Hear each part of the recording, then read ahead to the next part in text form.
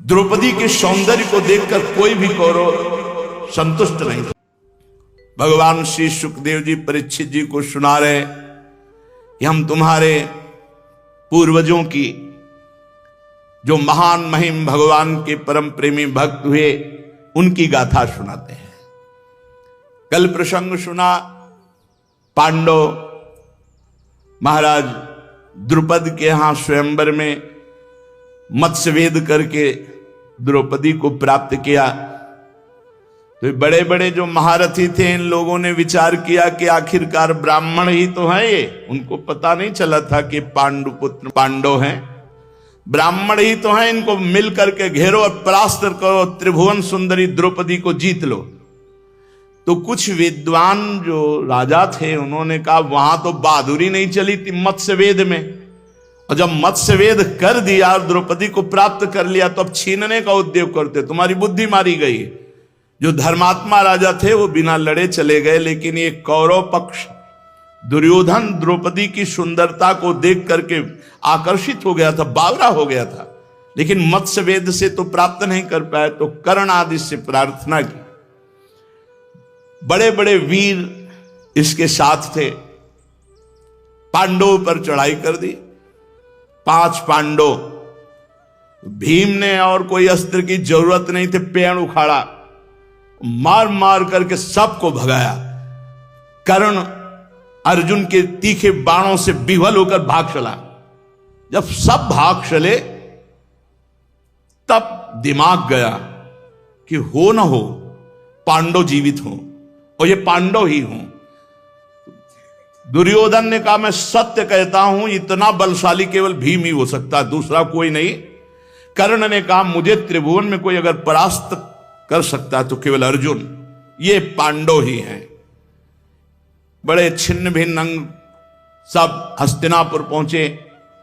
जब ये चर्चा सुनी तो भीष्म जी ने और महाराज विदुर जी धृतराष्ट्र को बोले कि जानते हो पांडव बलवान है, वैर करना उचित नहीं, सम्मान पूर्वक बधु और पांडवों को और कुंती को हस्तिनापुर बुलाया जाए।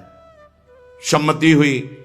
पूरे राज वैभव के साथ द्रुपद नरेश के यहां श्री द्रौपदी जी और पांडवों को, कुंती जी को सम्मान पूर्वक हस्तिनापुर लाया गया। द्रौपदी के सौंदर्य को देखकर कोई भी कौरव संतुष्ट नहीं था, जलन थी कि भारी बलशाली पांडव और ऐसी त्रिभुवन सुंदरी उनको पत्नी मिली। जब ये गांधारी की दासियों ने गांधारी को बताया कि अगर महल में कुलवधू ज्यादा दिन तक रही तो उपद्रव छा जाएगा, आपके पुत्र संतुष्ट हैं। गांधारी जी ने धृतराष्ट्र जी को प्रेरित किया कोई उपाय करो। धृतराष्ट्र जी ने विदुर जी और भीष्म जी की सहमति से युधिष्ठिर जी से कहा कि इंद्रप्रस्थ नाम का हमारा स्थान है, हमें लगता है कि तुम सबको वहीं शोभा बढ़ानी चाहिए। तुम सब जवान हो, कौरव भी जवान हो रहे, कौरव की भी अपनी लालसा है, कहीं ऐसा ना हो कि तुम्हारे में बैर हो जाए बेटा, इसलिए इंद्रप्रस्थ। इंद्रप्रस्थ खंडहर था, शोभा शून्य स्थान। लेकिन जिस समय भगवान के महाभागवत पांचों पांडव पहुंचे तो अर्जुन अपने बल विक्रम से त्रिभुवन को पराजित करने की सामर्थ्य रखने वाले हैं। इस मृत्यु लोक को क्या भगवान नर नारायण के अवतार हैं, कोई साधारण थोड़ी है। अर्जुन जी ने अकेले गांडीव के बल से इंद्रप्रस्थ को हस्तिनापुर से भी सुंदर सजा दिया, जीत जीत करके राजाओं का वैभव। और फिर भगवान पधारे तो राजसूय यज्ञ का विधान बना। राजसूय यज्ञ जो पूरे राजाओं पर विजय प्राप्त करके उनसे कर ले सके वही कर सकता। अर्जुन अकेले गांडीव के बल से सबको परास्त करके सब राजाओं को। मायासुर बहुत प्रभावित था, तो उसने राजसूय यज्ञ में एक ऐसी सभा रची थी जहां जल था वहां बिल्कुल थल नजर आता, पृथ्वी, जहां पृथ्वी थी वहां बिल्कुल निर्मल जल नजर आता। राजसूय यज्ञ हुई, कौरव भी आए, इतना खजाना इकट्ठा हुआ कर रूप में, दुर्योधन देखकर जल गया। ऐसा वैभव जो देवराज इंद्र का जैसे वैभव, त्रिभुवनपति। अब एक दिन उस सभा में सब बैठे हुए थे, ऊपर से द्रौपदी जी अपनी दासियों के साथ, तो ये दुर्योधन अपने भाइयों के साथ चला, तो देखा कि जल है, तो धोती समेट ली, तो सब हंस पड़े क्योंकि वहां थल था, एक बूंद पानी नहीं। आगे देखा पृथ्वी, तो धोती छोड़ दी, अब पानी में झम से गिर पड़ा। यद्यपि लोगों की कहावत में ऐसा है, क्या महाभारत में सामने नहीं पड़ा कि अंधे के अंधा होता है, ऐसा बोलने के कारण दुर्योधन को क्रोध आया, ऐसा नहीं, महाभारत में नहीं पड़ा, कहावतों में ऐसा कहा जाता है। उपहास किया, द्रौपदी आदि खूब हंस पड़ी, भीम और ये सब। महाराज युधिष्ठिर बहुत गंभीर शांत, उनका ये क्या कर रहे हो, सांप को छेड़ना, उसका उपहास कर रहे हो। युधिष्ठिर जी आए, नए वस्त्र पहनाए और गले से लगाया, भाई ये मायासुर के द्वारा रची हुई सभा है, जिसमें जल में थल, थल में जल का ऐसा भान होता है। जाकर के दुर्योधन न खाना न पीना, उदास बैठ गया। मामा शकुनी की याद की, शकुनी को बुलाएगा, कहा मैं जी नहीं सकता, मैं प्राण त्याग दूंगा। पांडवों का ऐसा वैभव, हस्तिनापुर का वैभव कुछ नहीं उनके सामने, कोई उपाय करो, पांडवों का वैभव छीनो। नहीं, मैं अपने प्राण त्याग दूंगा। बहुत प्यार करता था शकुनी दुर्योधन को। उसने कहा एक उपाय है, यदि महाराज धृतराष्ट्र आदेश करें और वो जुआ खेले आके, तो हम अपने पासों को सिद्धि के बल से, सात अनुकूल पासे हमारे पड़ेंगे, प्रतिकूल उनके पड़ेंगे, पूरा इंद्रप्रस्थ का वैभव हम छीन लेंगे। बाणों से छीनने की सामर्थ्य तो न तुम में है और न त्रिभुवन में किसी के है, पासों से हम छीन लेंगे। गांधारी और धृतराष्ट्र एकांत में बैठ करके जब तो दुर्योधन गया और अपनी बात रखी, शकुनी ने कहा महाराज ये तो राजाओं की शौक है, आप क्यों आदेश नहीं करते? यदि राजकुमार पांडव, राजकुमार कौरव खेलना चाहते हैं तो आपको खेल के लिए अनुमति देनी चाहिए। विदुर जी ने कहा इस खेल में सर्वनाश दिखाई देता है, महाराज आप अनुमति मत देना। शकुनी ने कहा महाराज इंद्रप्रस्थ का सारा वैभव कौरवों का हो जाएगा। धृतराष्ट्र अपने दुर्योधन को बहुत प्यार करने के कारण ईश्वर संपन्न और सुख संपन्न देखना चाहते थे, पर ये भूल गए थे कि जिनके पक्ष में भगवान है उनकी ही विजय होती है। भेजा विदुर जी महाराज को। विदुर जी ने जाकर के कहा कि बेटा जो हम कुछ कहना नहीं चाहते वो भी मुझे महाराज की प्रेरणा से कहना पड़ रहा है। आप लोगों को महाराज ने आदेश किया है, हस्तिनापुर बुलाया है और द्वैत क्रीड़ा खेलने की। महाराज युधिष्ठिर बिल्कुल नहीं जानते थे द्वैत क्रीड़ा, धर्म स्वरूप कभी द्वैत क्रीड़ा नहीं खेली थी। पिताश्री की आज्ञा गए, वो आप पहले से सब व्यवस्था थी, क्रूर कर्मा जितने भी राजा सब उनके पक्ष में बैठे हुए थे। महाराज युधिष्ठिर जी ने धृतराष्ट्र को प्रणाम किया और कहा पिताश्री की आज्ञा है, उनका खेलना चाहते हैं द्वैत क्रीड़ा तो खेलो, हमारा आदेश है। बहुत संकोच में भीम अर्जुन ने कहा कि ये द्वैत क्रीड़ा उचित नहीं है भ्राताश्री, तो उनका जब पिता के समान है और वो आदेश करते हैं तो कुछ भी हो। और दूसरी बात, हमारा छात्र धर्म अगर कोई ललकार दे तो चाहे बाणों से हो चाहे पासे से, पीछे हटने वाला छात्र धर्म नहीं होता है, हम खेलेंगे। आप कहां परम प्रवीण पासे में शकुनी और वो छल कपट से सिद्ध किए हुए पासे, सब पासे अनुकूल कुरुराज दुर्योधन के, जो जो दांव में लगाते जाते। आखिरी में पूरा इंद्रप्रस्थ हार गए, आभूषण हार गए, अपने अस्त्र हार गए, अपने आप को हार दिया। शकुनी ने कहा एक पासे में पूरा वापस हो सकता है, द्रौपदी तुम्हारी तरफ से, और पूरा वैभव हस्तिनापुर इंद्रप्रस्थ सब हमारी तरफ से। अगर तुम जीत गए तो सब पूरा वैभव, और अगर तुम हार गए तो द्रौपदी हमारी। बुद्धि काम नहीं करती, जुआरी को लगता है शायद ये दांव रख दिया, शकुनी के सिद्ध पासे हार गए। अब बड़ा मजाक हुआ कि द्रौपदी दासी है और मैं जीत चुका हूं, जाओ मेरी इच्छा है उसको सभा में लाओ, निर्वस्त्र करके हमारी जंघा पे बैठा लो। दुर्योधन से ताल ठोक। भीम खड़े हुए और कहा कि भैया ऐसा लगता है तुम्हारी भुजा उखाड़ करके आग में फेंक दूं युधिष्ठिर से। आज मैं जितना परास्त हुआ उतना शायद जीवन में नहीं होऊंगा, आपके कारण परास्त हुआ। द्रौपदी रखने लायक वस्तु है जुआ में। अर्जुन ने कहा भैया सभ्यता का प्रयोग करो, महाराज धर्म से चलने वाले हैं, आप उनको ऐसा कोशिए मत, बैठ जाइए। तो अब बैठते बैठते कहा कि दुर्योधन जिस ताल को तू ठोक रहा है जांग को, उसी ताल को मैं अपनी गदा से चूर चूर करूंगा। प्रण करता हूं इस सभा में। दुशासन को आदेश किया। दुशासन पहले दूत को भेजा।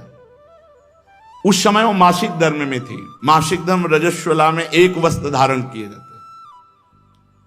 दूत ने जाकर कहा क्षमा कीजिए, हमारे मुंह से बात भी निकलना बहुत कठिन है, आपको महाराज सभा में बुला रहे हैं।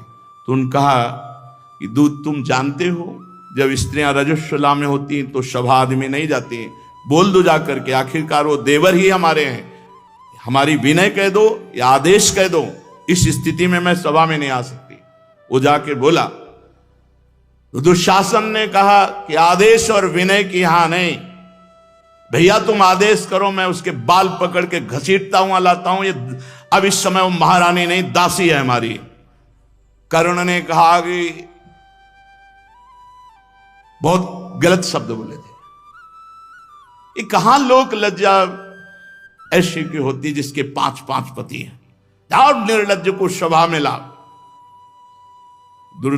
दुशासन जब नजदीक गया और छूने के लिए तो उन्होंने कहा कि तुम हमारे देवर हो, अपवित्र व्यवहार नहीं कर सकते हो।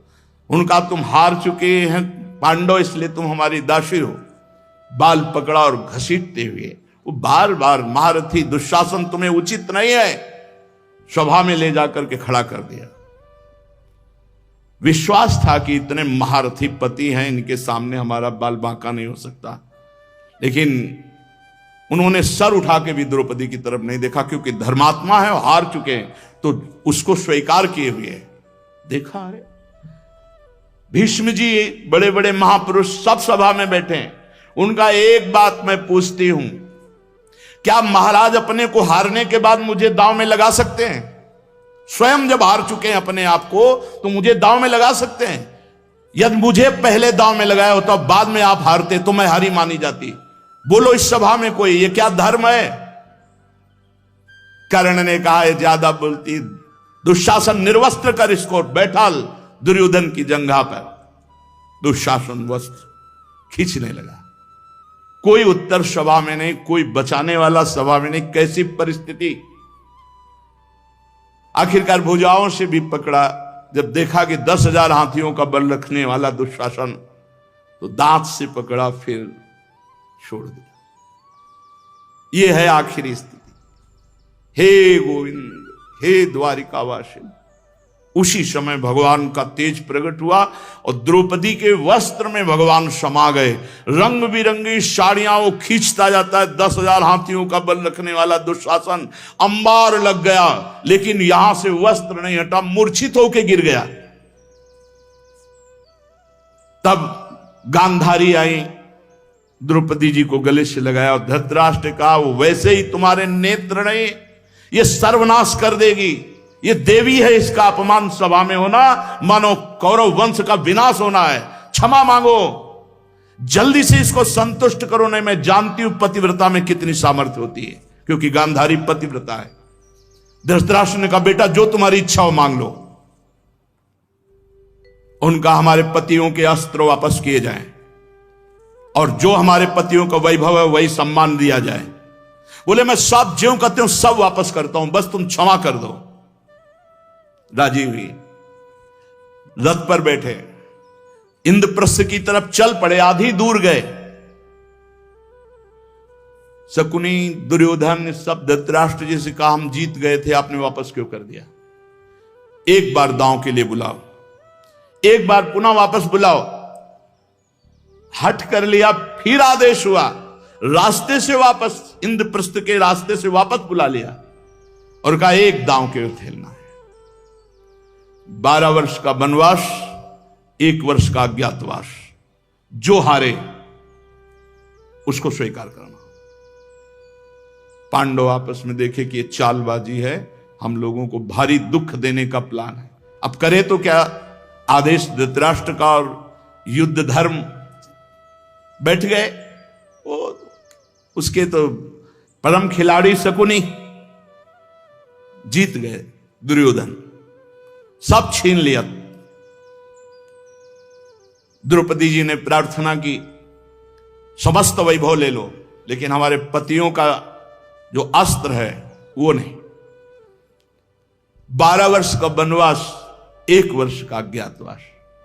बड़ा संकटपूर्ण महापुरुषों को जीवन व्यतीत करना पड़ता है। जो धर्म से चलते हैं वही आखिरी में विजयी होते हैं, पर बड़ा कष्टप्रद होता है धर्म में चलना, क्योंकि विषयों की तरफ प्रवाहित होने में तो इंद्रिया और मन स्वयं लगी हुई, लेकिन धर्म चढ़ाई है पर्वत की तरह। अब महाराज के साथ शास्त्रों ब्रह्म ऋषि हो गए, युधिष्ठिर जी के साथ नगर के ब्राह्मण हो गए। वो सब जहां हमारे धर्मराज युधिष्ठिर रहेंगे वही हम रहेंगे।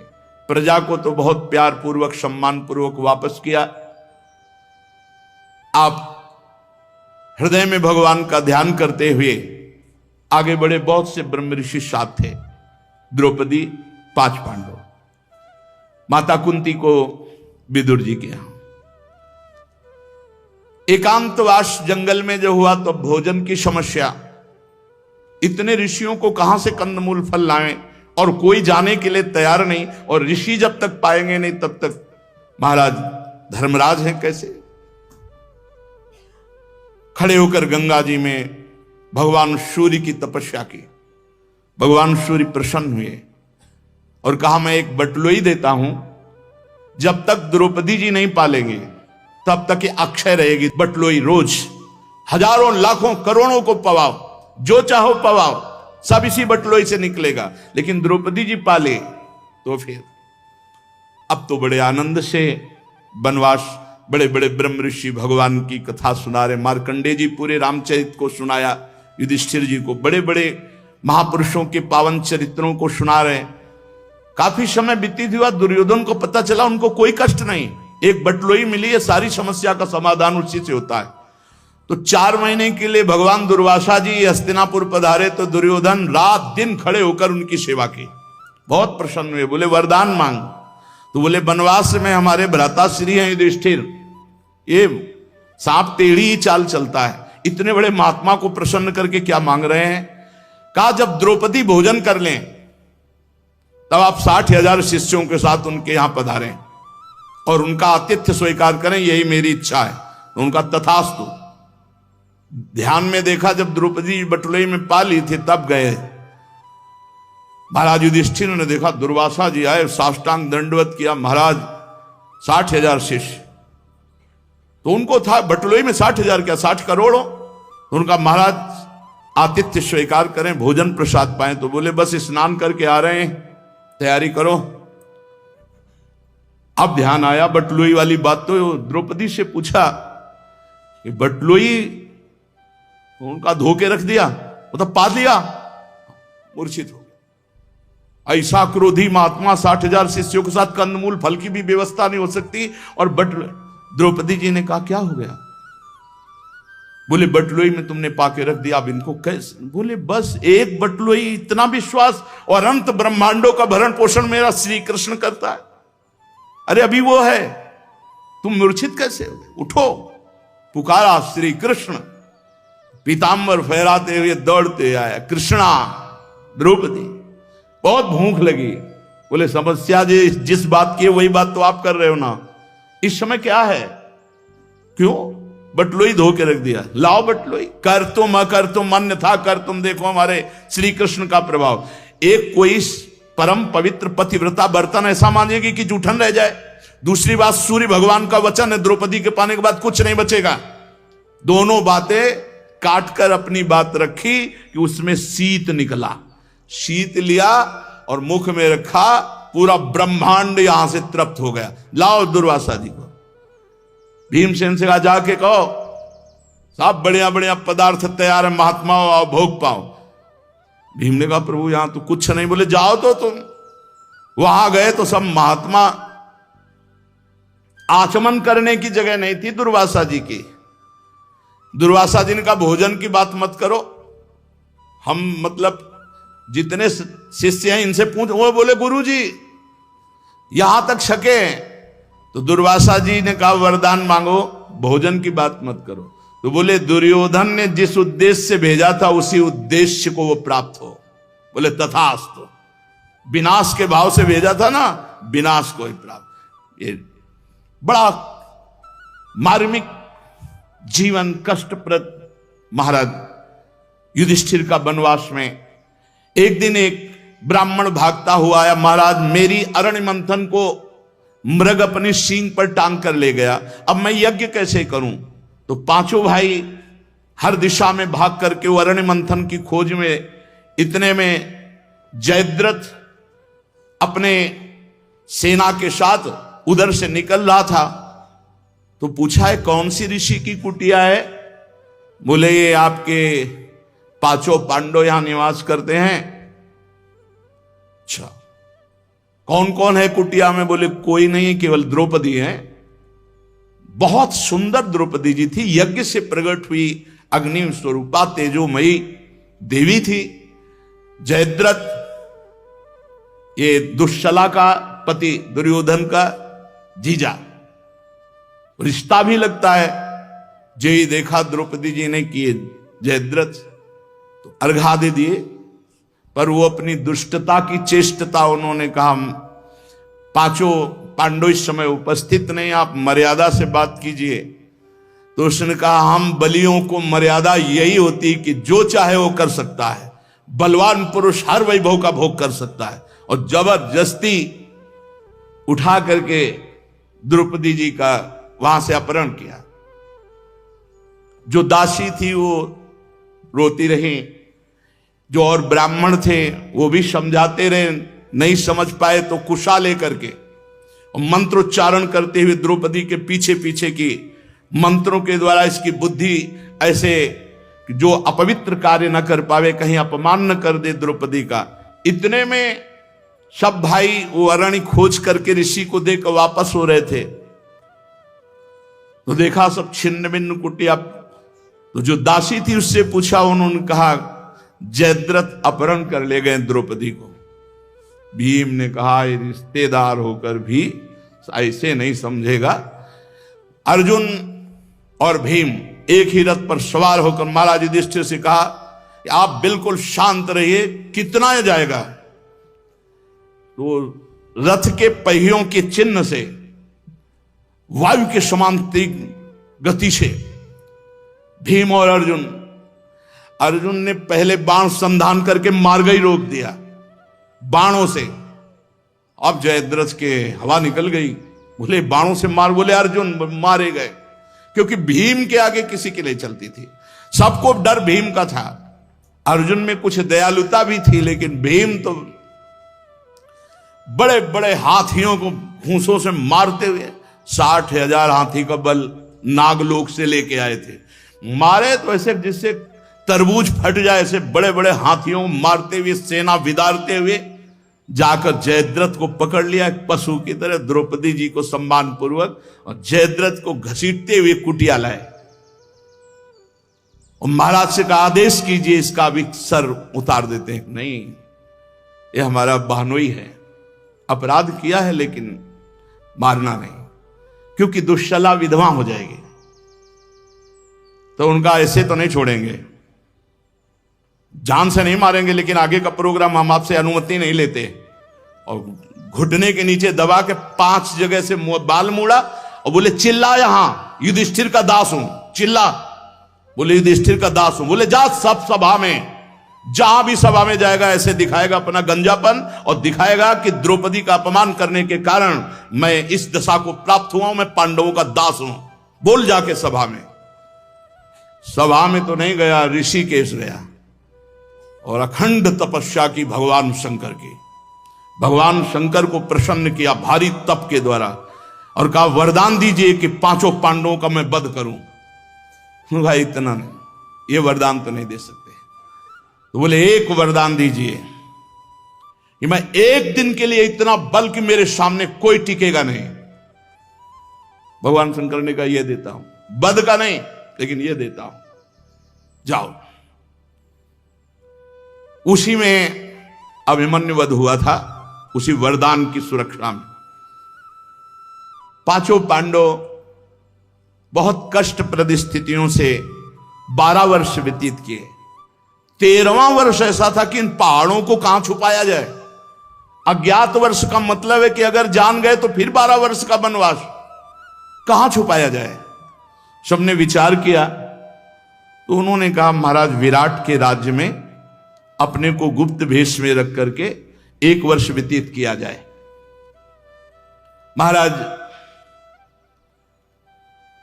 एक बटवृक्ष बहुत बड़ा था जिसमें अपने अस्त्र रखे और एक लाश ऐसे टांग दी जिससे लोग ऊपर न चढ़े, और अस्त्र सब दिव्यास्त्र से सबको प्रणाम किया कि हम इस समय आपको अपने पास नहीं रख सकते, आप स्वयं सुरक्षित रहिएगा, अवसर आने पर हम आपको पुनः धारण करेंगे, अभी हमारा 1 वर्ष अज्ञातवास का रहेगा। क्रम से गए, महाराज युधिष्ठिर गए, विराट को प्रणाम किया अपना वेश बदलकर, कहा मेरा नाम कंक है, मैं द्यूत कीड़ा भी जानता हूं और आपको सलाह भी बड़ी उत्तम दूंगा। मैं महाराज युधिष्ठिर का उत्तम सलाहकार हूं सकते, ये केवल मेरी लाडली की कृपा है। हृदय में किंचन मात्र गर्व नहीं, अभिमान नहीं। वो हमारे भगवान को बहुत प्यारा होता है, प्रियालाल को बहुत लाडला।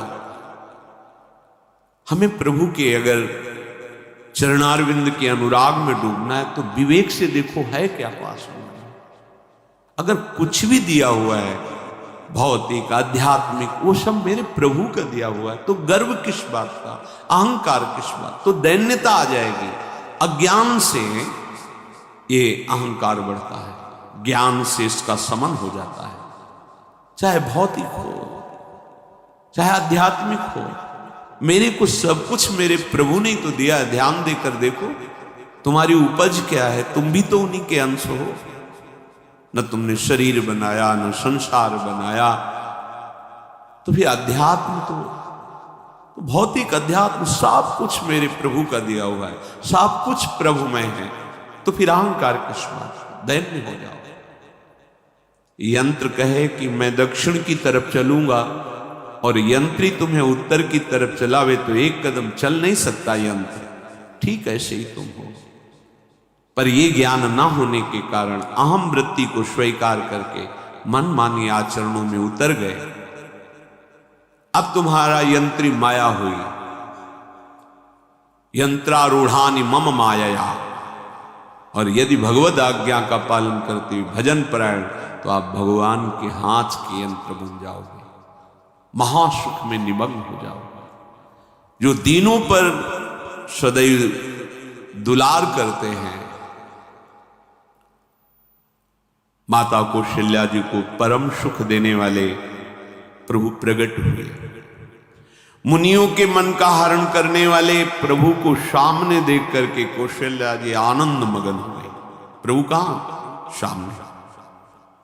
आनंद क्यों मगन? नेत्रों से अश्रुधारा चल रही कौशल्या जी। सामने देखा श्याम सुंदर विराजमान है, लोचन अभिरामा तनु घन श्यामा। ऐसी अद्भुत श्यामता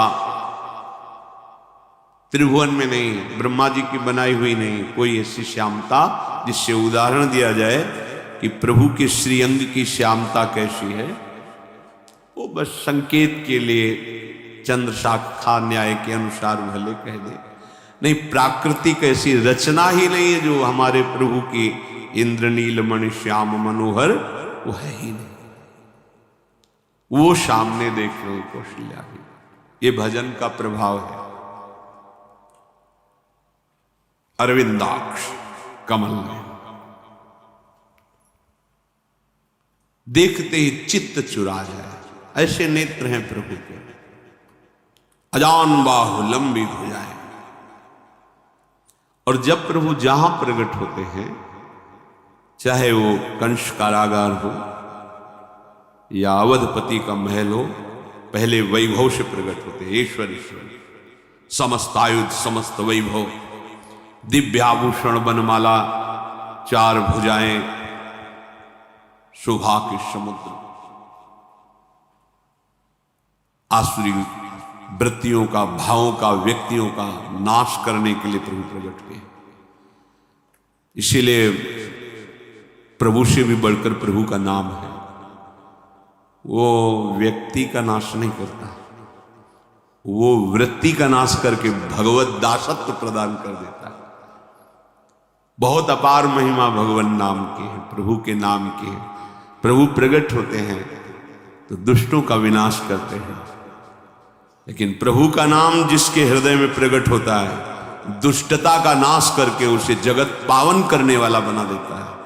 तीर्थी कुर्वन्ति तीर्थानि, वो जहां चरण रख दे उसे निष्पाप कर देता है। भूमि को, वायु को निष्पाप कर देता है, जिसकी जिह्वा पे नाम चलता है।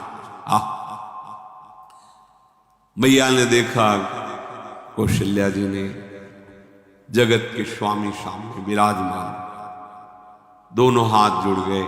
हे अनंत, मैं कैसे आपकी स्तुति करूं? वेद पुराणे सब स्तुति करते हुए हार गए। नेति नेति कहकर आपका पार नहीं पाए। माया से, गुणों से, ज्ञान से भी आप परे हैं, असीम हैं, अनंत हैं। श्रुतियां, संतजन सदैव आपका यश गान करते रहते हैं। हे दया के समुद्र, हे शब्द, सुखों के धाम, गुणों के धाम, भक्तजन सदैव आपका गान करते रहते हैं। आज वही प्रभु मेरे सामने प्रकट है। हे श्रीपति, आप मुझे सुख प्रदान करने के लिए मेरे नेत्र गोचर हुए। अरे जिनके रोम रोम में अनेकों ब्रह्मांड वास करते हैं, एक रोमकूट में अनेकों ब्रह्मांड वास, वो प्रभु मेरे पुत्र कहलाए, ये तो हंसी की ही बात है।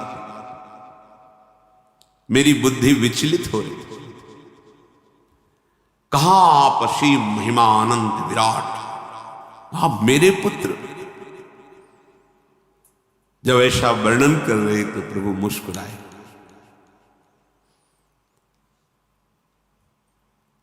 बहुत प्रकार से मैं आपको सुख देना चाहता हूं, इसलिए पहले मैं इस रूप में आया हूं कि आपने जो भजन करके मांगा था, मेरे जैसा पुत्र हो तो देखो मैं ही स्वयं, मेरे जैसा और कोई है ही नहीं, मैं ही स्वयं आया हूं। तुम्हें याद है? याद, स्मृति आई। हां, फिर प्रभु अब इस रूप में नहीं। माता पुनि बोली सोमति डोली, तजहु तात यह रूपा, की जैसी सुलीला अति प्रियशीला, यह सुख परम अनूपा। हाँ हाँ प्रभु याद आ गया। ओहो, अहो भाग, अहो भाग। तो फिर प्रभु ये रूप छोड़ो, और जो सुख देने के लिए आप पधारे हो वो रूप धारण करो। प्रभु, जब आप हमारे पुत्र बनने के लिए आए हो तो फिर शिष्य रूप धारण करो। जो ही माता कौशल्या जी ने ऐसे वचन उचारे तो सुनी बचन सुजाना, रोदन ठाना, होई बालक सुरभूपा, यह चरित जिगावहि, हरि पद पावहि, तेन परहि भवकूपा।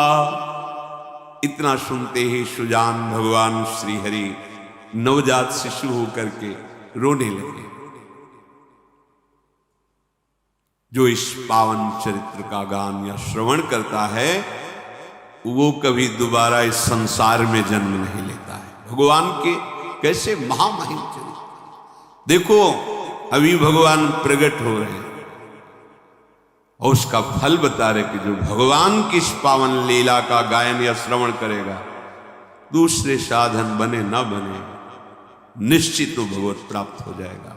इसका फल ही है ये चरित जे गावहि हरिपद पावहि, ते न परहि भवकूपा। ब्रह्म ऋषियों के लिए, गौ देवता संत भक्तों के लिए स्वयं भगवान लीला सुख प्रदान करने के लिए अवतरित हुए हैं। सतोगुण रजोगुण तमोगुण से अतीत भगवान का चिदानंदमय देह है, मनुष्य रूप में ही प्रकट हो रहे हैं। पर ये मायाकृत नहीं, ब्रह्मा की सृष्टि का नहीं है। चिदानंद सच्चिदानंद रूपाय, ऐसे ही चिदानंदमय देह तुम्हारी विगत विकार जान अधिकारी। निज इच्छा निर्मित तनु है, कर्म बंधन से नहीं, प्रकृति के अधीन नहीं, प्रकृति को अधीन करके स्वयं की इच्छा से आत्मस्वरूप सच्चिदानंद भगवान का विग्रह है। अब शिशु का रोदन सुन करके जैसे समुद्र में ज्वार भाटा जाता है, ऐसे महाराज दशरथ जी के भवन में सुख सिंधु की बाढ़ आ गई। महारानी कौशल्या जी ने शिशु का जन्म, ऐसा जन्म हुआ है जन्म मरण मिटाने वाला। आप सोचते होंगे कि ये प्रिया प्रीतम के अनुरागी, हम आपको सच्ची कहते हैं, हम इनकी बात कर रहे हैं ना तो दिमाग में रील कुछ और ही चलती है। हमें